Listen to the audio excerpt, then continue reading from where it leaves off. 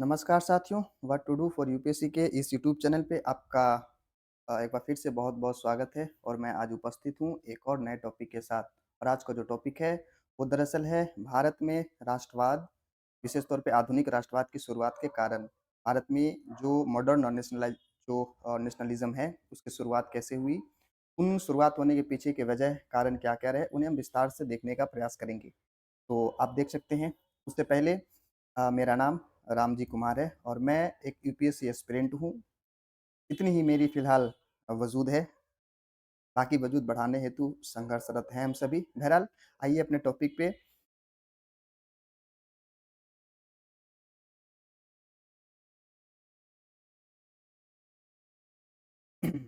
तो पहले जो टॉपिक एक बार मैं फिर से बता दूँ कि भारत में आधुनिक राष्ट्रवाद की शुरुआत के क्या-क्या कारण रहे, उसे हम देखने का प्रयास करेंगे। प्रयास करें, जो भी विषय वस्तु है उससे आगे बढ़ें, उससे पहले हमारे साथ 2 शब्द है। एक है दरअसल पेन चेंज नहीं कर पाया मैं कलर, येलो है, येलो में येलो नहीं रहे। हाँ, तो एक 2 शब्द हमारे पास है। दरअसल एक शब्द है आधुनिक राष्ट्रवाद, जिसे हम इसे 2 शब्दों में जोड़कर देख सकते हैं, तोड़कर देख सकते हैं। पहला है आधुनिक और दूसरा है राष्ट्रवाद। दरअसल मेरी राइटिंग उतनी प्रॉपर हो नहीं पाएगी क्योंकि अभी मैं नया-नया हूँ इस पेन टैब के क्षेत्र में। बहरहाल मुझे उम्मीद है आप थोड़ा बहुत ज़रूर ये कहें तो एडजस्ट कर लेंगे। बहरहाल हमारे साथ अ, आधुनिक राष्ट्रवाद है, मैंने इसे 2 शब्दों में ब्रेक किया और फिर हम समझेंगे कि ये दोनों का मतलब क्या है। दरअसल साथियों, जब मैं राष्ट्रवाद को समझने का प्रयास कर रहा था, तो बड़ी-बड़ी शब्दों के साथ बातें बताई जा रही थी। लेकिन इन शब्दों के जो कोर रहे, उसे मैं कह सकता हूँ 2 शब्द जो थे, मुझे या आपको भी ध्यान में रखना चाहिए। तो ये प्रेम और एक निष्ठा। मतलब ये अगर थोड़ा-सा इसको हम डेफ़िनेशन के तौर पे अगर मैं कह दूँ, तो दरअसल राष्ट्रवाद एक विचारधारा है, जिसमें व्यक्ति अपने राष्ट्र के प्रति अत्यधिक प्रेम, निष्ठा और समर्पण रखता है। तो आपको समझ में आ गया कि राष्ट्रवाद क्या है? तो एक विचारधारा है, कैसा विचार? जिसमें प्रेम की बात हो, जिसमें निष्ठा की बात हो, है ना? किसके प्रति? अपने देश के प्रति। देश क्या है ये अलग मुद्दा है, अगर मैं उस पे जाऊँगा तो फिर अनावश्यक चीज़ें बढ़ जाएँगी। तो ये चीज़ें रहीं राष्ट्रवाद में कि एक प्रेम हो, एक निष्ठा हो किसके प्रति? अपने मतलब देश के प्रति, राष्ट्र के प्रति। अब आप कहेंगे कि अच्छा, राष्ट्रवाद तो ये हो गया, अब ये आधुनिक का मतलब क्या है? तो इस राष्ट्रवाद में जब हम 2 शब्द को विशेष तौर पे जोड़ देते हैं, एक है स्वतंत्रता और एक है समानता, माफ़ कीजिएगा 3 शब्द को, और एक है लोकतंत्र। तो जब हम समानता, स्वतंत्रता और लोकतंत्र 3 शब्दों को इसमें ऐड कर देते हैं, तब ये जो बातें राष्ट्रवाद होती है, उसके बाद जो है आधुनिक राष्ट्रवाद में परिणत हो जाता है। अब हम क्या समझें कि हमें एक ऐसा राष्ट्रवाद की आवश्यकता है, दरअसल हम ऐसे राष्ट्रवाद को पढ़ने को जा रहे हैं, समझने को जा रहे हैं, जिस राष्ट्रवाद में स्वतंत्रता की बात होती हो, जिस राष्ट्रवाद में समानता की बात होती हो, जिस राष्ट्रवाद में लोकतंत्र की बात होती हो। इस तौर पे अंततः अगर कंक्लूजन के तौर पे कहें आधुनिक राष्ट्रवाद क्या है? तो एक ऐसा राष्ट्रवाद जो जो प्रेम और निष्ठा से बंधित हो, साथ में स्वतंत्रता, समानता, भाईचारा जो भी डेमोक्रेटिक वर्ड हैं, उसे आप यूज़ कर सकते हो और लोकतंत्र से अगर जुड़ी से अगर परिचित यूँ कहें तो परिचित इन द सेंस वही हुआ, मतलब ये मिला हुआ। अगर इन तमाम चीज़ों की समावश्यकता है, तो कहीं न कहीं ये चीज़ें आधुनिक राष्ट्रवाद को इंगित करती है। तो चलिए, अब हम अपने टूटे-फूटे भाषा में समझाने का प्रयास किया दरअसल ये कि आधुनिक राष्ट्रवाद होता क्या है? अब हम ये समझने का प्रयास करते हैं कि भारत में आधुनिक राष्ट्रवाद की शुभारंभ कब हुई? इससे पहले मैं थोड़ा-सा इरेज़ कर लूँ ताकि और भी बातें प्रॉपर तरीके से लिख सकूँ। तो हम जब बात करते हैं आधुनिक राष्ट्रवाद की, अब मैं जब भी आधुनिक राष्ट्रवाद कहूँगा, मुझे उम्मीद है आप ये जुड़ पाएँगे। एक ऐसा राष्ट्रवाद, एक ऐसा देश जहाँ प्रेम निष्ठा के साथ कहीं न कहीं लोकतंत्र की भी बात हो, समानता की भी बात हो, स्वतंत्रता की बात हो। अगर इन तमाम चीज़ों की बात होती है तो हम उसे आधुनिक राष्ट्रवाद कहते हैं। भारत की बात की जाए तो भारत में कब कब हुए ये तो ख़ैर आगे आने वाले स्लाइड में आपको पता चल जाएगा। फिलहाल ये समझने का प्रयास करते हैं। दरअसल एक बात ये भी मैं बता दूँ कि मैं कब डेट बताने से इसलिए भी बच रहा, क्योंकि ये एक विचारधारा है साथियों। कोई भी विचारधारा समाज के सभी वर्गों में कहीं न कहीं एक वक़्त के साथ आता है और ये वक़्त ना बहुत लंबा-सा होता है, आप इसे पिन पॉइंट नहीं कह सकते। जैसे भले ही हम सभी जानते हैं कि 15 अगस्त 1947 को हमारा देश जो है वो आज़ाद हुआ। लेकिन क्या किसी 1 दिन या 2 दिन में ये चीज़ें निर्धारित हो गई कि हमें आज़ादी किसी एक दिन मिलेगी, 15 अगस्त को मिलेगी? नहीं। ये दिन, ये स्पैन ऑफ टाइम जिसे कहते हैं ना, वो काफ़ी लंबा रहा, काफ़ी विस्तारित रहा। और विशेष तौर पे 1857 के बाद से तकरीबन 100 साल की जो हमारी लड़ाई रही अपने लिए, अपने लोगों के लिए, अपने देश के लिए, अपने राष्ट्र के लिए, अंग्रेज़ों से, विदेशियों से, वो 100 साल तकरीबन आप मानकर चल सकते हैं जिसके वजह से या यूँ कहें जिसके संघर्ष से एक दिन हमें अपना राष्ट्र, अपना राज्य मिला। बहरहाल, तो आइए समझने का प्रयास करते हैं कि सबसे पहले कि जो शुरुआत के कारण रहे आधुनिक राष्ट्रवाद के, क्या-क्या रहे? तो पहली बात रही पश्चिमी शिक्षा। साथियों, मैं जैसा कि कई बार बता चुका हूँ कि मैं मानता हूँ, दरअसल हम सभी ये मानते हैं कि हमारी शिक्षा कहीं न कहीं, किसी न किसी रूप में एक अद्वितीय है। और ये बात भी समझना चाहिए, मानना चाहिए, यूँ कहें तो स्वीकार करना चाहिए कि देश के किसी भी कोने में पनप रही किसी भी प्रकार की शिक्षा अपने आप में अद्वितीय होती है। उसमें कुछ खामियाँ तो कुछ सही बातें भी होती हैं। उसी प्रकार से जब हम बहुत से ऐसे सवालों के ऊपर तर्कसंगत तरीके से सवाल उठाते हैं, पश्चिमी शिक्षा के ऊपर, तो कई चीज़ें ऐसी हैं जिसे अनावश्यक सॉरी जिसे स्वीकार करना आवश्यक हो जाता है।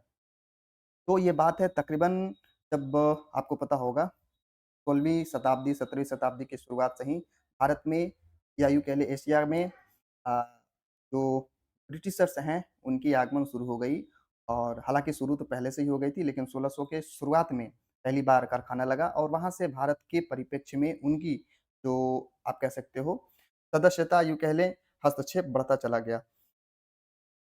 जो हस्तक्षेप आकर 15 अगस्त 1947 को रुका। बहरहाल, ब्रिटिश ने आधुनिक शिक्षा की शुरुआत की। अब एक सवाल यहाँ पे भी बन सकता है, मैं कहूँ तो इसे भी बताया जा सकता है कि आधुनिक शिक्षा क्या है? हालाँकि थोड़ी देर में देखेंगे।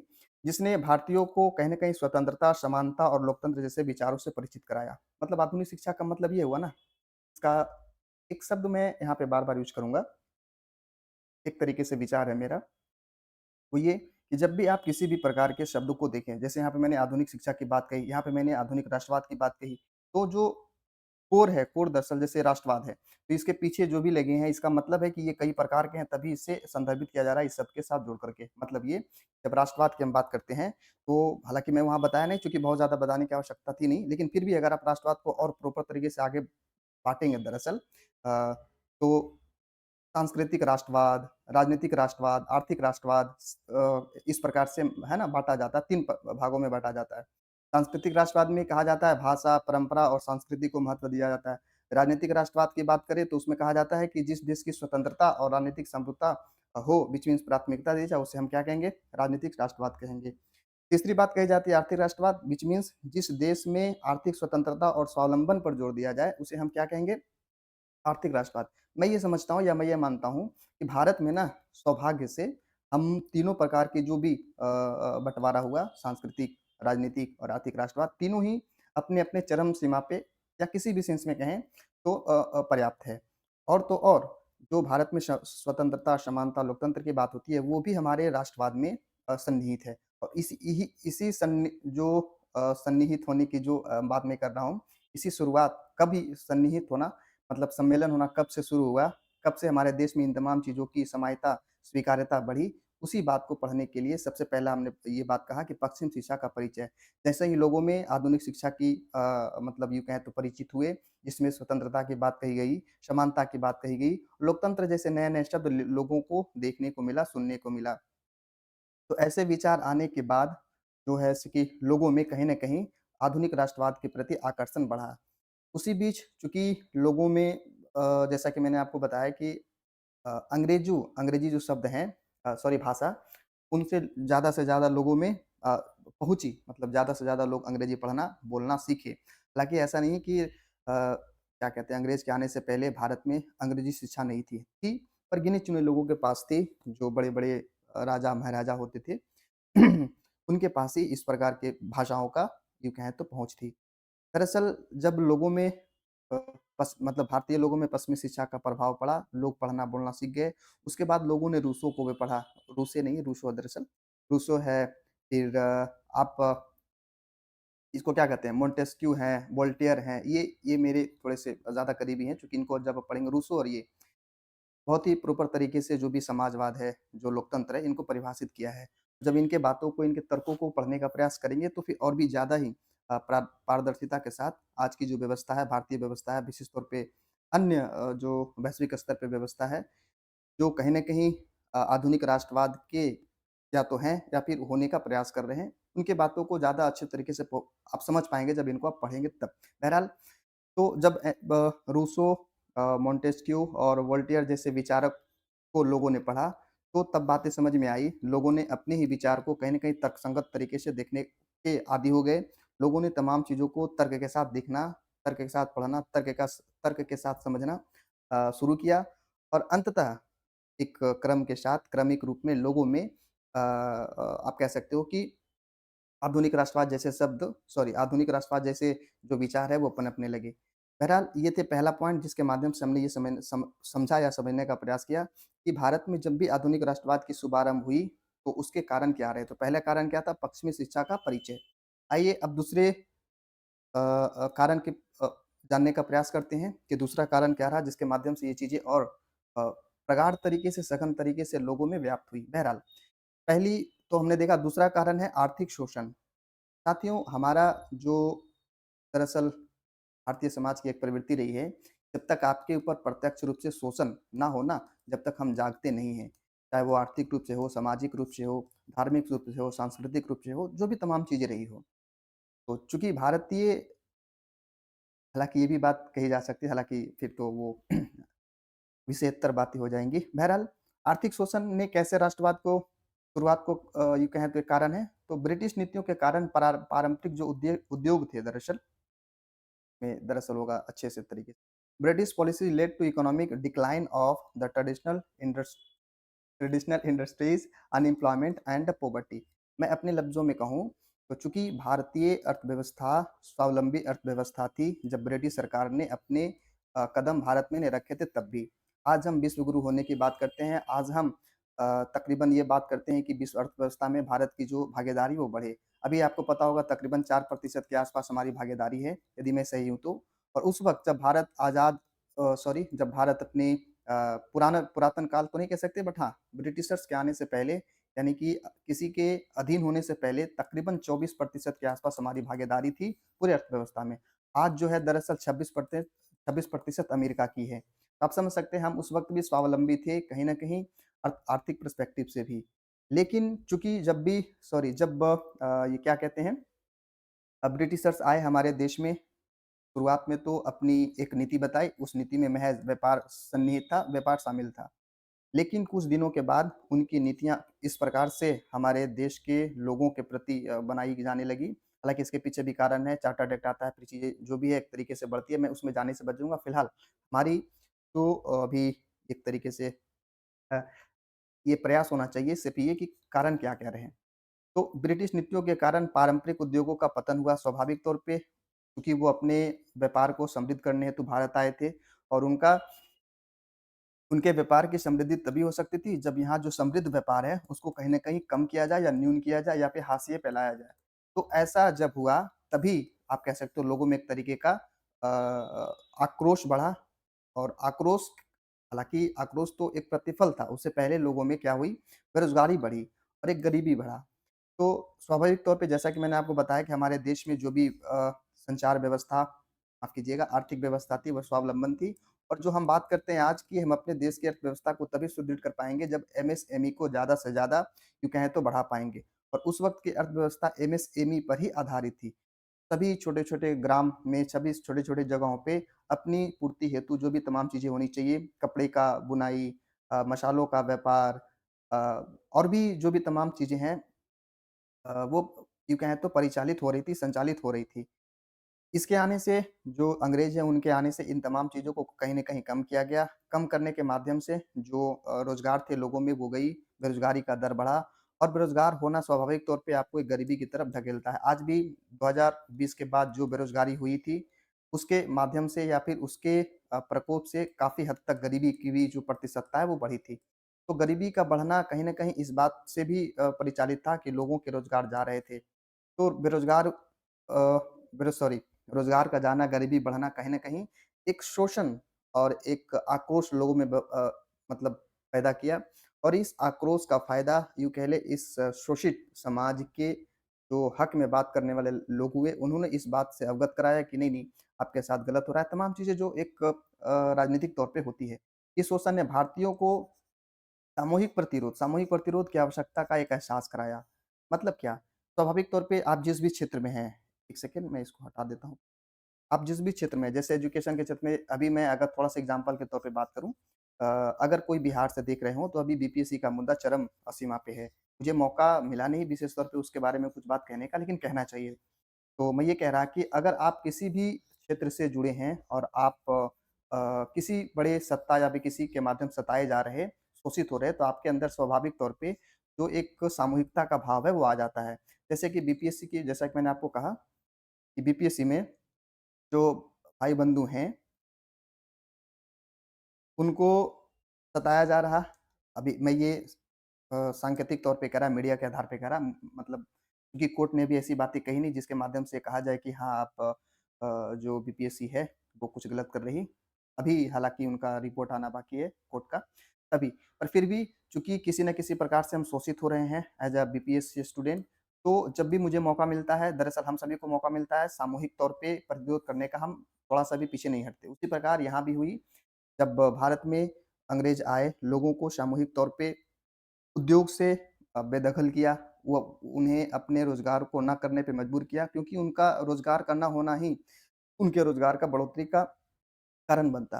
तो लोगों में कहीं न कहीं एक सामूहिकता का और यहीं से एक बात भी समझ में आती है कि भारत में पहली बार कब लोगों में एक तरीके से सामूहिकता का यूँ कह लें तो भारतीयता का एहसास आया। तो यही जो प्रारंभिक फ़ेज़ हैं विशेष तौर पे ब्रिटिशर्स का, तो इसी फ़ेज़ में लोगों में कहीं न कहीं सामूहिकता का एक शब्द इसके लिए होता है, मैं भूल रहा बहरहाल, तो सामूहिकता का यूँ कह लें तो विचार पनपा।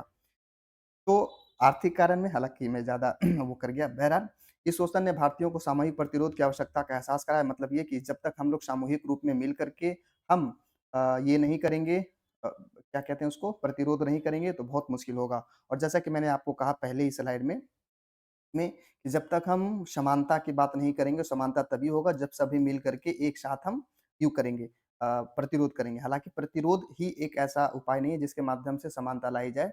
लेकिन हाँ, अनेक माध्यमों में एक माध्यम और उपयुक्त माध्यम है। स्वतंत्रता की बात की जा रही थी, समानता की बात, लोकतंत्र वो तो ख़ैर बाद में है। फिर उन उन जो सामूहिकता की बात मैं ये कहा कि उन सामूहिकता से कहीं न कहीं समानता की बातें आई। मतलब ये कि हम सबों के साथ कहीं न कहीं ये दुर्व्यवहार किया जा रहा, समानता नहीं की जा रही, हमारे व्यापार को ये किया जा रहा ध्वस्त किया जा रहा, तो हमें सामूहिक रूप में आकर के प्रतिरोध करना चाहिए। तो दूसरा कारण आर्थिक शोषण हुआ।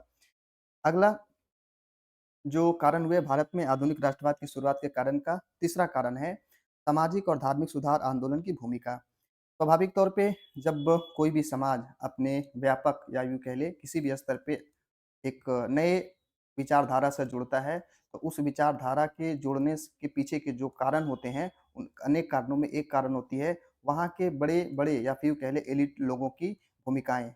उनकी भूमिका कैसे हो सकती है? उनकी भूमिका हो सकती है आंदोलन के माध्यम से, उनकी भूमिका हो सकती है नेतृत्व के माध्यम से, उनकी भूमिका हो सकती है किसी और भी माध्यम से। तो यहाँ दरअसल ये बातें कही गई कि चूँकि हमारे देश में कई ऐसे बड़े-बड़े जैसे नाम के बाकी चलिए शुरुआत करते हैं सामाजिक और धार्मिक सुधार आंदोलन की भूमिका। इन इन भूमिकाओं ने कैसे आधुनिक राष्ट्रवाद को यूँ कहें तो बीजारोपण किया, इसको देखने का प्रयास करते हैं। राजा राम मोहन राय, स्वामी विवेकानंद और ज्योतिबा राव फुले जैसे सुधारक ने एकता, ध्यान रखिएगा, एकता और भारतीय विरासत पर गर्व करने पर जोर दिया। अब मैं ये कहूँगा जब मैं पहली बार आई मीन इसी स्लाइड मतलब इसी सेक्शन में ये बात कर रहा था कि राष्ट्रवाद क्या है? तो राष्ट्रवाद मैंने ये कहा था ना कि निष्ठा और निष्ठा बनाने के लिए आपको कहीं न कहीं एक ऐसी ट्रिगर पॉइंट चाहिए जिसके माध्यम से आप ये फ़ील कर सकें कहीं न कहीं आप पूर्वज या फिर पास्ट में एक थे। उसके लिए ये बात आना कि भारतीय विरासत को मुख्य केंद्र में लाना बहुत ज़रूरी था। क्योंकि यदि हम भारतीय विरासत जैसे शब्द को अगर हम केंद्र में नहीं लाएँगे तो समाज को एकीकृत नहीं कर पाएँगे। समाज में एकता जो है वो नहीं स्थापित कर पाएँगे। अगर हम एकता स्थापित नहीं कर पाए तो लोगों में निष्ठा जो है वो निष्ठा नहीं पनप पनप पाएगी। अगर निष्ठा नहीं पनपी तो राष्ट्रवाद की भावना नहीं पनपेगी और राष्ट्रवाद की अगर भावना नहीं पनपी तो कहीं न कहीं लोग स्कैटर्ड हो जाएँगे, लोग वितरित हो जाएँगे या फिर जो सामूहिक होना चाहिए, सामूहिक एकता के बाद जो होना चाहिए वो नहीं हो पाएगा। इसलिए ये एक कारण रहा कि जो बड़े-बड़े फिर से मैं एक बार थोड़ा-सा कह दूँ मोहन राय हो गए, स्वामी विवेकानंद हो गए, इन्होंने भारतीय विरासत को केंद्र में लाया। दूसरी बात ये बात कही जा सकती है कि इस पे गर्व करने पर जोर दिया। आखिर ऐसा क्यों? हालाँकि मैं इसके थोड़ा-सा मैंने बताया ही कि गर्व इसलिए गर्व जैसी बात इसलिए करने करने को कही गई कि उस वक़्त तत्काल में जो ब्रिटिशर्स थे, उन्होंने अपनी ही जो अ, उनकी जो भी वेशभूषा कह लें, उनकी संस्कृति कह लें, वो यथेष्ट मानते थे। वो कहते थे कि उससे बड़ा कुछ भी नहीं, मतलब वेस्टर्न इज़ द सुप्रीम, इस प्रकार की कुछ ऐसी बातें होती थी, जिसका अर्थ ये होता है, जिसका मतलब ये कि आप लोग जो है ना, वो एक शब्द भी यूज़ होता था दरअसल सपेरा, भारत सपेरों का देश, ऐसा ऐसी बातें कही जाती थी। तो उसी इन्हीं बातों के खंडन के लिए जो बड़े-बड़े सामाजिक समाज और धार्मिक सुधारक हुए, उन्होंने विरासत के साथ-साथ गर्व करने पे भी जोर दिया, ताकि इन सब तमाम बातों को पीछे छोड़ा जा सके। तो इस प्रकार से लोगों में फिर आगे बातें कही जा रही, इन आंदोलनों ने भारतीयों में पहचान की भावना विकसित की। फिर से मैं जाऊँगा, जब भी ये तमाम बातें होंगी ना, आपको एक बात ध्यान में रखना है कि हम किसके सापेक्ष में ये सब बात कर रहे हैं। हम सभी इसके बात मतलब ये बात कर रहे हैं दरअसल राष्ट्रवाद के बारे में, आधुनिक राष्ट्रवाद के बारे में। और आधुनिक राष्ट्रवाद का कोर जो है, बेस जो है, वो दरअसल क्या है? वो निष्ठा है, वो क्या है? वो प्रेम है, वो क्या है? समर्पण का भाव है, वो क्या है? क्षमता है, वो क्या है? लोकतंत्र है, समानता है, आदि, आदि, आदि चीज़ें, है ना? तो इन तमाम चीज़ों के बेस पे ही हम इस जो भी ये सब हैं, इनको हम लोग देख रहे हैं। तो आंदोलन में भारतीय पहचान की भावना बढ़ी, पहचान बढ़ेगी तो कहीं न कहीं अपने पहचान को स्थापित करने के प्रति एक विचार आएगा। और जब ऐसा विचार आएगा तो स्वाभाविक तौर पे हम सामूहिक तौर पे प्रयास करेंगे, उनके अगेंस्ट जो हमें इस प्रयास को या हमें इस पहचान को मिटाने में, मिटिगेट करने में, कम करने में, दरअसल कम करना, मिटिगेट मतलब दूसरा कुछ हो गया, कम कर मतलब जो कम कर रहा है, जो उसे डेंट कर रहा है। डेंट कौन कर रहे थे? ब्रिटिशर्स लोग। ओवरऑल हमने ये समझा कि भारत में जो आधुनिक राष्ट्रवाद की शुरुआत के कारण थे, तीसरा कारण है सामाजिक और धार्मिक सुधार आंदोलन की भूमिका। इन भूमिकाओं ने लोगों में, विशेष तौर पे सामाजिक ग्रामीण लोगों में एक गर्व की भावना को जागृत किया, अपने विरासत के प्रति एक गर्व की बात लाई और इन गर्व, इन विरासत तमाम चीज़ों को जोड़ते हुए अंततः एकता जैसे विचार आए और फिर लोगों ने जुड़ कर के आपस में आकर के सामूहिक तौर पे केंद्र कह रहा क्या कहते हैं उसको, ब्रिटिशर से लड़ने का प्रयास किया। बहरहाल तो ये थे role of social and religious reform movement. चौथी जो बात कही जाती है, जो कारण है जिसके माध्यम से हमारे देश में, हमारे राष्ट्र भारत में नव राष्ट्रवाद की शुरुआत हुई, वो है राजनीतिक जागरूकता। क्योंकि राष्ट्रवाद की बात हो रही, तो राष्ट्रवाद में समूह है ना? निष्ठा है, सॉवरेनिटी है, आदि-आदि चीज़ें हैं आधुनिक राष्ट्रवाद में। तो इन तमाम चीज़ों को संचालित करने हेतु कहीं न कहीं एक ऐसा तंत्र चाहिए, जिसके माध्यम से हम प्रॉपर तरीके से अपने बात को रख सकें। क्योंकि समूह तो है, मानता हूँ मैं समूह है, लेकिन इन समूह को कौन सुने? इन समूह में कौन ऐसा व्यक्ति है जो लीड करेगा? कोई एक ऐसा व्यक्ति या कोई एक ऐसा मंच होना चाहिए ना, जो ब्रिटिशर्स हैं, उसके अ, जो भी क्रिया-प्रतिक्रिया है उसके प्रति ये रिएक्ट करें, रिटेलिएट करें। तो ये चीज़ें हों प्रॉपर तरीके से, एक प्रकार का आप कह सकते हो लोगों के लिए एक मंच हो, तभी चीज़ें आसान हो पाती है और इसके लिए सबसे पहली बार राजनीतिक जागरूकता तब बनी, जब 1885 में लोगों के लिए भारतीय राष्ट्रीय कांग्रेस की स्थापना की गई। स्वाभाविक तौर पे सामूहिकता दरअसल आप यूँ कह सकते हैं कि जो समूह बन रहा था, उस समूह में कुछ ऐसे लोग थे, जो भारत की आज़ादी के लिए बात कर रहे थे, अपने राष्ट्रवाद, अपने आधुनिक राष्ट्रवाद को प्राप्त करने के लिए बात कर रहे थे। उन्हीं लोगों के समूह को कहीं न कहीं आप कह सकते हो भारतीय राष्ट्रीय कांग्रेस नाम दे दिया गया, जिसकी स्थापना हालाँकि ये एकेडमिक सेंस में आप कह सकते हो कि 1885 में भारतीय राष्ट्रीय कांग्रेस की स्थापना हुई, लेकिन ये लोग कौन थे? ये लोग वही लोग थे, समूह वाले लोग थे, जो कहीं न कहीं भारत के लिए आज़ादी चाह रहे थे, भारत को नव-राष्ट्रवाद जैसी स्थिति से जोड़ना चाह रहे थे और नव-राष्ट्रवाद जो है, आधुनिक राष्ट्रवाद है, वो क्या है? सबसे पहले उसमें लोकतंत्र की बात आती है, तो लोकतंत्र होना चाहिए, स्वायत्तता होना चाहिए, आर्थिक स्वायत्तता, सामाजिक स्वायत्तता आदि-आदि चीज़ें होनी चाहिए। तो उन मुद्दों को बेहतर तरीके से चर्चा किया जाए, उन मुद्दों को बेहतर तरीके से बढ़ाया जाए, इसलिए एक मंच का निर्माण किया, जिस मंच को हमने भारतीय राष्ट्रीय कांग्रेस जैसे नामों से संज्ञान्वित किया। बहरहाल दादा भाई नौरोजी और सुरेंद्रनाथ बनर्जी जैसे शुरुआती नेताओं ने ब्रिटिश शोषण का उजागर किया। स्वाभाविक तौर पे क्योंकि भारत एक बहुत विशाल देश था, अखंड भारत की बात करें तो, और यहाँ एक चीज़ें ये होती है ना, आज का ये है कि सोशल मीडिया है आपके फ़ोन में, आप स्क्रॉल करते गए तमाम चीज़ें आप तक पता चलती गई, जो भी चीज़ें हैं आप रूबरू होते चले गए। लेकिन उस वक़्त ऐसा कुछ नहीं था। उस वक़्त दरअसल एक बड़े पैमाने पे धन शोधन जैसी स्थिति है देखने को मिल रही थी। भारत से एक बहुत बड़ी मात्रा में अभी हाल ही में अ, ये तकरीबन 5-10 दिन पहले कुछ ऐसा रिपोर्ट आया ब्रिटेन से। ब्रिटेन की एक कंपनी या फिर एक एनजीओ थी या कोई भी, एक संस्थान जिन्होंने ये कहा कि 32 ट्रिलियन के आसपास जो भारत से है, वो 32 ट्रिलियन इकोनॉमी मतलब 32 ट्रिलियन रुपीज़ भारत से विदेश गया, सॉरी इंग्लैंड गया। तो ये अभी बातें निकल कर आई थी 32 ट्रिलियन के आसपास। तो शुरुआती दौर में जब दादा भाई नौरोजी जैसे बड़े इकोनॉमिस्ट हुए, हालाँकि जब आप आगे देखेंगे इसके इनके बारे में, तो इन्होंने दरअसल ये बात बताने की कोशिश करी लोगों को कि आपका शोषण हो रहा है, किस तौर पे? आर्थिक तौर पे, आर्थिक नहीं लिखा हुआ, कोई बात नहीं। आपका शोषण हो रहा है आर्थिक तौर पे और अपनी पुस्तक में उन्होंने विशेष तौर पे बताने का प्रयास किया कि किस प्रकार से, किस अंश से हमारे देश से जो भी तमाम चीज़ें हैं, वो संप्रेषित की जा रही है विदेश। विशेष तौर पे विदेश का अर्थ उस वक़्त क्या था? अ 2 ही जो चीज़ ऐसी बात कही जाती थी ना कि जो इंग्लैंड का साम्राज्य है, ब्रिटेन का साम्राज्य है, वो कभी अस्त नहीं होता, सूर्य कभी वहाँ अस्त नहीं होता। तो भारत से बाहर जहाँ भी आप जाते वैश्विक स्तर में कहीं न कहीं इनकी प्रतिनिधि या इनके प्रतिनिधित्व थे ही। बहरहाल, तो सुरेंद्र नाथ बनर्जी भी दरअसल आप देखेंगे इन नेताओं ने भी शुरुआत में लोगों को जागरूक करने का प्रयास किया और विशेष तौर पे आर्थिक शोषण जैसी स्थिति को उजागर करने का प्रयास प्रयास किया।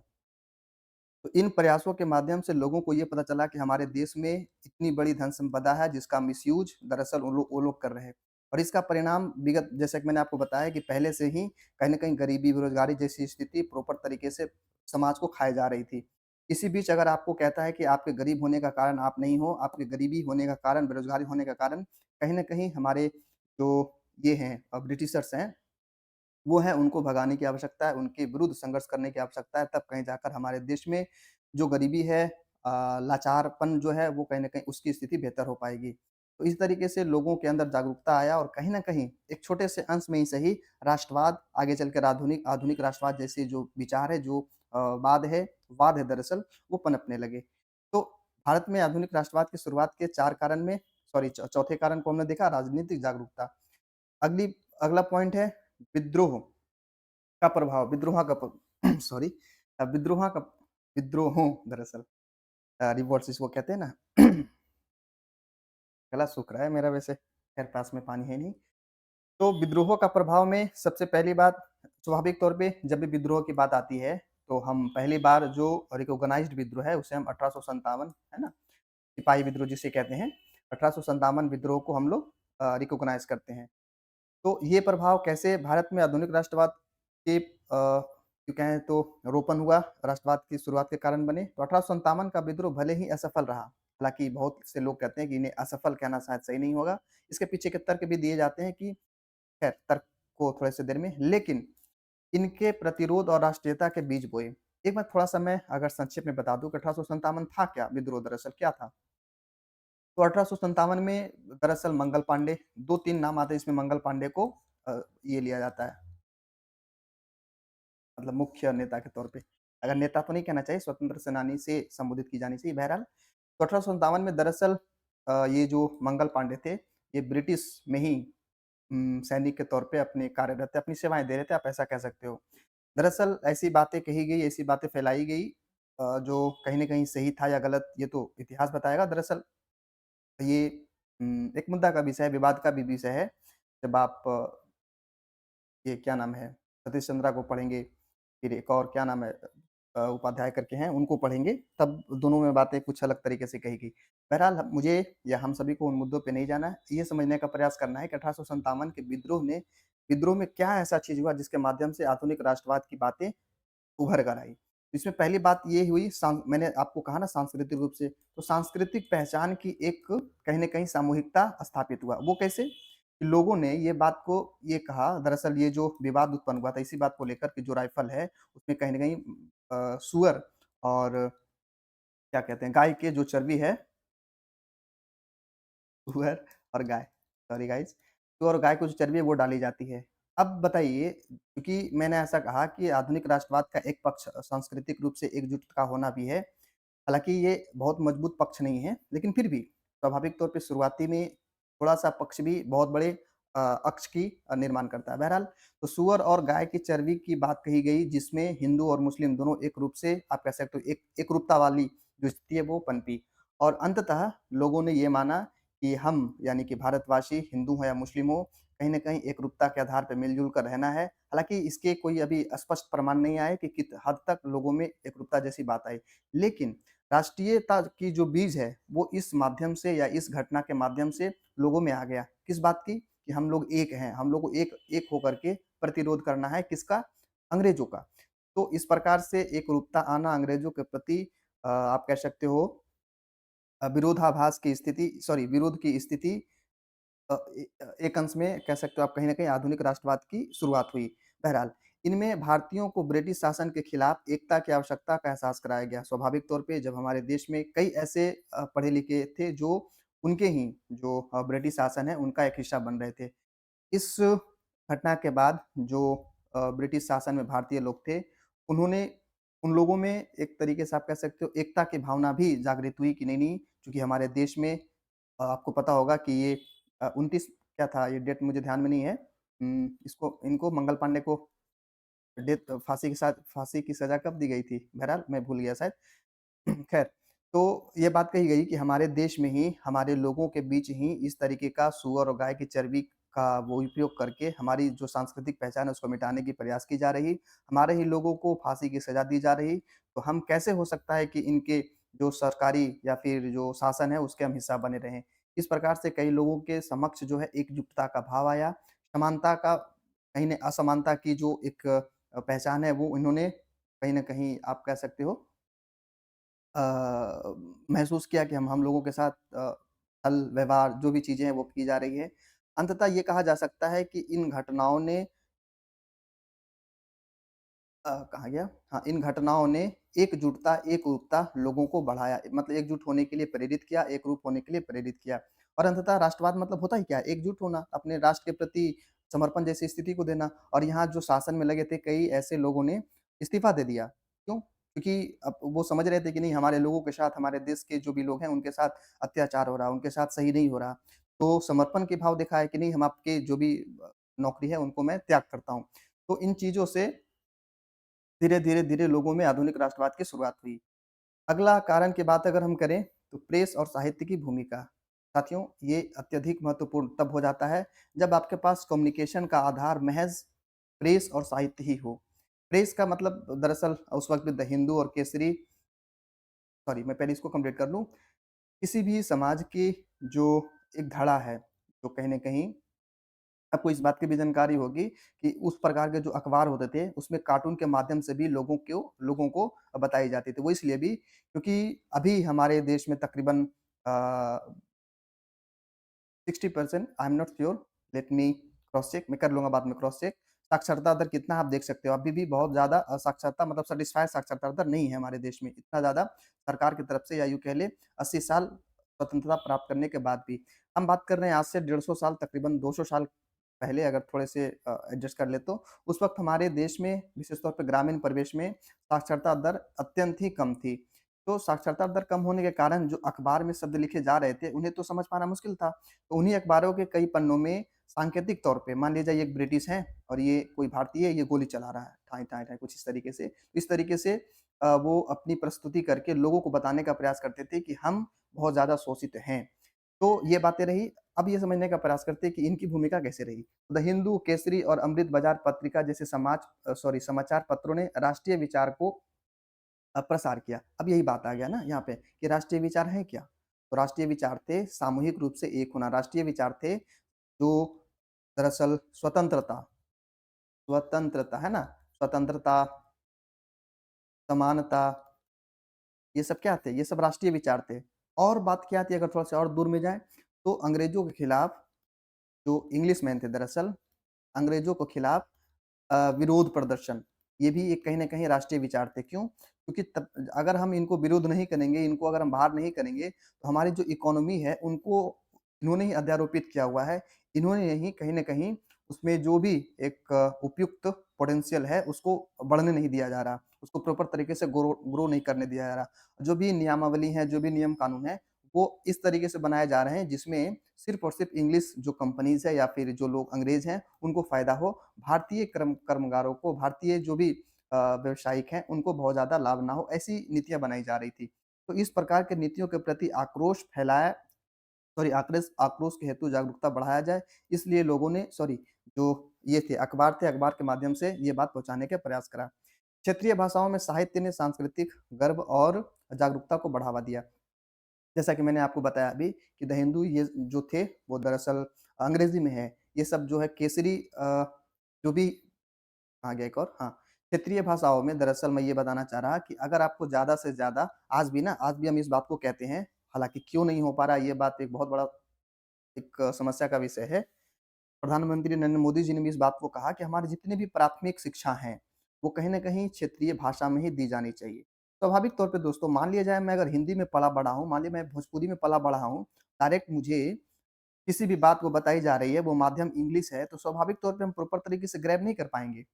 हाँ, अगर मेरी शिक्षा ही अगर मतलब मेरी परवरिश ही कुछ इस तरीके के माहौल में हुआ तो बात की बात है। लेकिन हमारे देश के तकरीबन 90% से ऊपर जो ग्रामीण ग्रामीण तो ख़ैर मोर देन 90% होगा। जो भी लोग हैं, जो भी बच्चे हैं दरअसल कह दें, तो उन्हें कहीं न कहीं क्षेत्रीय भाषा का ही ज्ञान है, उन्हें इंग्लिश का ज्ञान नहीं है। तो क्षेत्रीय भाषा में हिंदी हो सकता है, तेलुगु हो सकता है, मलयालम हो सकता है, आदि, आदि, आदि। लेकिन एक बात मैं आपको आपको ये कहूँगा कि जो तेलुगु, मलयालम ये हैं, अपने भाषा को लेकर ना बहुत ज़्यादा सतर्क हैं।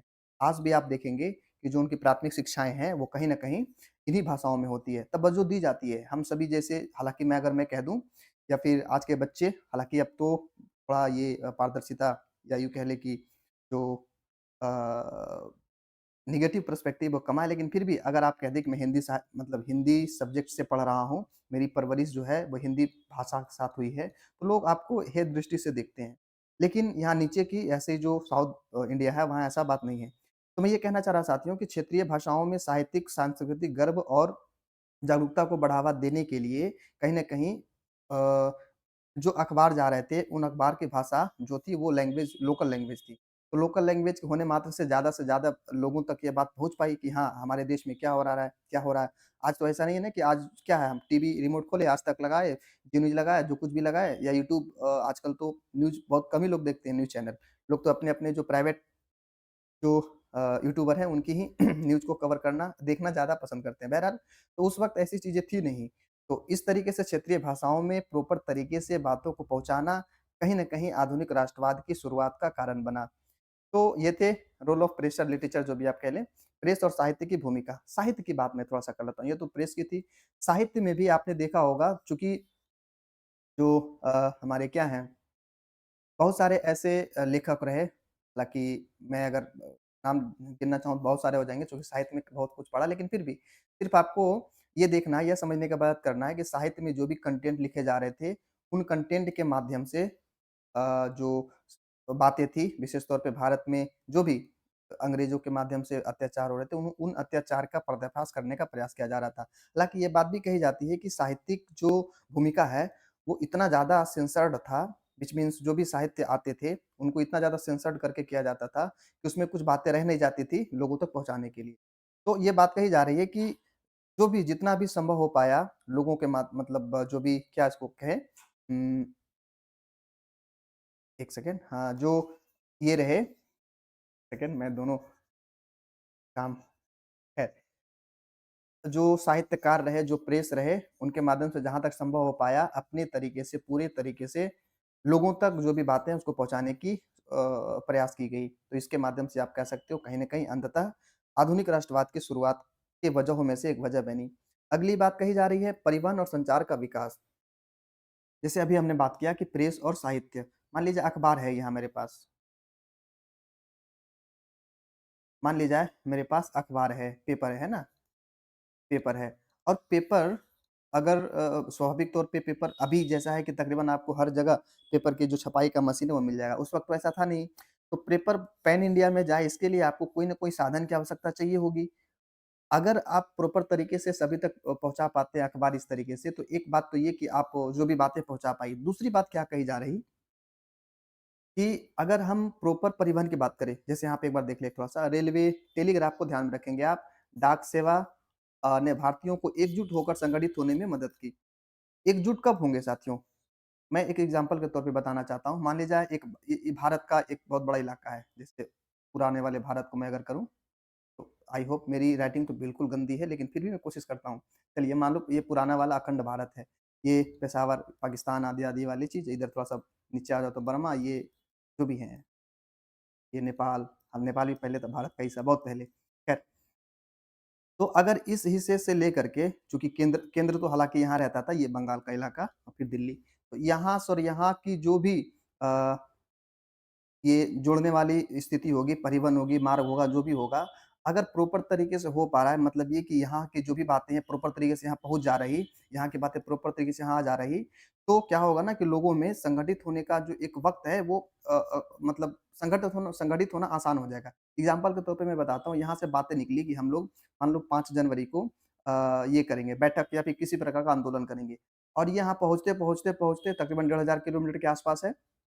दिल्ली से कोलकाता, बंगाल जो भी कह लें आप, तो यहाँ से पहुँचते-पहुँचते अभी अ, एरोप्लेन है उस वक़्त तो थी नहीं, मान लिया जाए रेल वगैरह नहीं है, पहुँचते-पहुँचते 15 दिन, 20 दिन, 25 दिन, 1 महीने लग गए।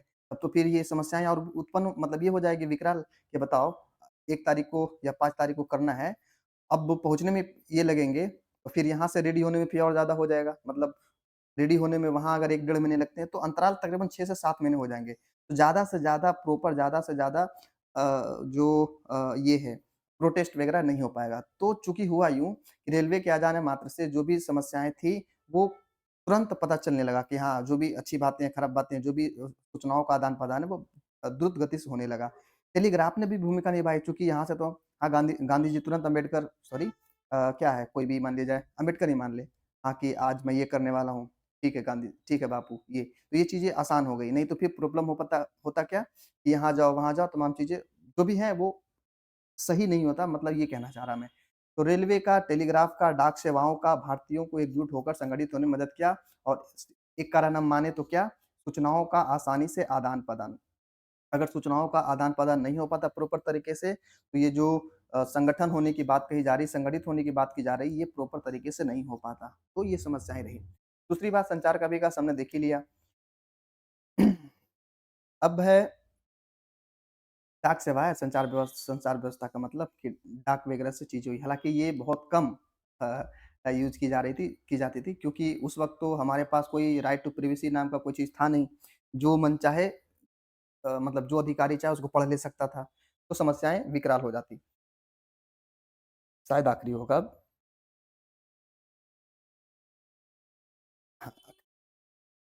भारत में आधुनिक राष्ट्रवाद की शुरुआत के कारण का आखिरी पॉइंट दरअसल 8वां पॉइंट है अंतर्राष्ट्रीय घटनाओं का प्रभाव। अंतर्राष्ट्रीय घटनाओं में कौन-कौन घटनाएँ थी जिन्होंने भारतीय व्यवस्था में, भारतीय सामाजिक व्यवस्था में आधुनिक राष्ट्रवाद जैसे जो बीजारोपण हुए, इनके कारण हुए कैसे वो देखने का प्रयास करते हैं। उसी वक़्त इटली में ना राष्ट्रीय आंदोलन और अमेरिकी क्रांति की सफलता ने भारतीय नेताओं को प्रेरित किया। एक एग्ज़ाम्पल मैं यहाँ पे लेता हूँ। मान लो कोई 2 व्यक्ति हैं, एक ये हैं, एक ये दोनों पड़ोसी हैं और ये दोनों पड़ोसी जो है वो कोई नाम ले लो, मान लिया जाए कोई कोई भी नाम ले लें एक्स, वाई, ज़ेड है ना? एक्स व्यक्ति से परेशान है। जैसे भारत ये एक्स व्यक्ति कौन है? एक ये है एक्स व्यक्ति इंग्लिशमैन यानी कि अंग्रेज़ लोग हैं और ये हम आप हैं दरअसल। अभी यहाँ पे देख लें तो ये अमेरिका है और ये भारत है। अगर अमेरिका जो क्रांति हुई आपको पता होगा तकरीबन 1775 से 83 तक चला था ना शायद? इसमें से 8 साल जोड़ेंगे तो कितना होगा सर? 83-84 अब जो भी होगा, देख लेंगे आप। 7 साल, 7 5 12 82 हाँ, 7 साल चला था। तो 1775-82 यानी कि 1780 के दशक की शुरुआत में अमेरिका में दरअसल ना क्रांति होती है और क्रांति क्या होती है? यही लोग जो अंग्रेज़ लोग हैं, यहाँ प्रॉपर तरीके से जो हम पे कहर ढा रहे हैं, यहाँ भी ढा रहे थे। मतलब शोषण कर रहे थे एक एक लफ्ज़ों में कहें तो। वहाँ के लोगों ने एकजुटता दिखाई, वहाँ के लोगों ने कहीं न कहीं एक तरीके से एक संगठन बनाया और उस संगठन के माध्यम से इन्हें आप कह सकते हो कि हरा दिया, यूँ कह सकते हो वहाँ से निकाल दिया। इसी के लिए हम लोग क्रांति कहे। तो अमेरिकी क्रांति ने भी जैसा कि मैंने आपको कहा कि ये अमेरिका है और ये भारत है, इंडिया, है ना? तो आपको लगेगा ना कि ये भी किसी व्यक्ति से ग्रसित था, हम भी उसी व्यक्ति से ग्रसित हैं। अगर ये लड़ करके इसको भगा दिया, तो हम क्यों नहीं भगा सकते? तो इस विचार ने भी लोगों में एक तरीके से विश्वास की भावना उत्पन्न कराई और लोगों में एक तरीके का एक विश्वास आया कि नहीं-नहीं हम लोग भी इसे हरा सकते हैं, है ना? जैसे मान लिया जाए एग्ज़ाम्पल के तौर पे अगर लें आप, जैसे क्रिकेट के सेक्टर में, एक वक़्त ऐसा था कि ऑस्ट्रेलिया को हरा पाना तो चलिए तो बहुत निकट की बात है। मैं 80 के दशक की बात करता हूँ। जबकि ये सुनी-सुनाई बात है, मैं मुझे नहीं पता कि क्या नाम है उसको वेस्ट इंडीज़ को हरा पाना बहुत मुश्किल था। ऑस्ट्रेलिया भी उस वक़्त अपनी चरम सीमा पे था, लेकिन वेस्ट इंडीज़ बहुत खतरनाक था। तो वेस्ट इंडीज़ को एक बात कही मतलब ये कहा गया हरा पाना बहुत मुश्किल था, लेकिन इंडिया ने कई बार ऐसी स्थिति देखी मतलब कई बार उन्हें आसानी से हरा दिया। तो जब इंडिया हराया तब ऑस्ट्रेलिया और न्यूज़ीलैंड ये जो भी और भी देश थे, उन्होंने ये देखा कि अरे! इंडिया जब हरा सकता है, तो हम लोग क्यों नहीं हरा सकते हैं? हालाँकि ये एग्ज़ाम्पल शायद उन लोगों के लिए समझ में ना आए जो क्रिकेट से दूरी रखते हैं। बहरहाल मैं ये बताने का प्रयास कर रहा कि जैसे ही इटली में भी है ना स्वतंत्रता की बात कही गई थी, अमेरिकी क्रांति हुई, इन दोनों क्रांतियों ने भारतीय लोगों में विशेष तौर पे जो एलीट लोग थे दरअसल, जो पढ़े-लिखे लोग थे, उनमें एकजुटता के भाव लगाया एकजुटता का भाव जगाया और कहीं न कहीं ये बातें बहुत विश्वसनीयता के साथ घट कर गई कि नहीं, हम भी अगर एकजुट होकर के लोगों को एकजुट कर के अगर हम इंग्लिश जो सत्ता है उससे लड़ें, उसको अगर क्या कहते हैं उसको संघर्ष के साथ उसको भी समस्याओं का समाधान हेतु उनको भी परेशान करें। परेशान कहना शब्द नहीं होगा, दरअसल हम ये कहना चाह रहे हैं कि संगठित होकर उनके विरुद्ध आवाज़ उठाना। अगर ऐसा करते हैं तो कहीं न कहीं हम भी अपने भारत को एक आधुनिक राष्ट्रवाद या अपने राष्ट्रवाद की ओर ले जाएँगे। तो ये भी कारण रहे अंतर्राष्ट्रीय घटनाओं का प्रभाव भी आधुनिक राष्ट्रवाद को ये कर पाने में पनपाने में या यूँ कहें कि बीजारोपण करने में एक महत्वपूर्ण भूमिका निभाई। तो एक बार फिर से थोड़ा-सा रिवीजन के तौर पे देख लें ताकि आप सभी को एक त्वरित पुनरावृत्ति करें तो पहली बात।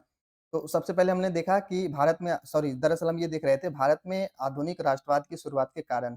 पहला कारण पश्चिमी शिक्षा का परिचय, दूसरा कारण आर्थिक शोषण, तीसरा कारण सामाजिक और धार्मिक सुधार आंदोलन की भूमिका, चौथा कारण राजनीतिक जागरूकता, पाँचवां कारण विद्रोहों का प्रभाव, छठा कारण प्रेस और साहित्य की भूमिका, सातवां कारण परिवहन और संचार का विकास, आठवां कारण अंतर्राष्ट्रीय घटनाओं का प्रभाव।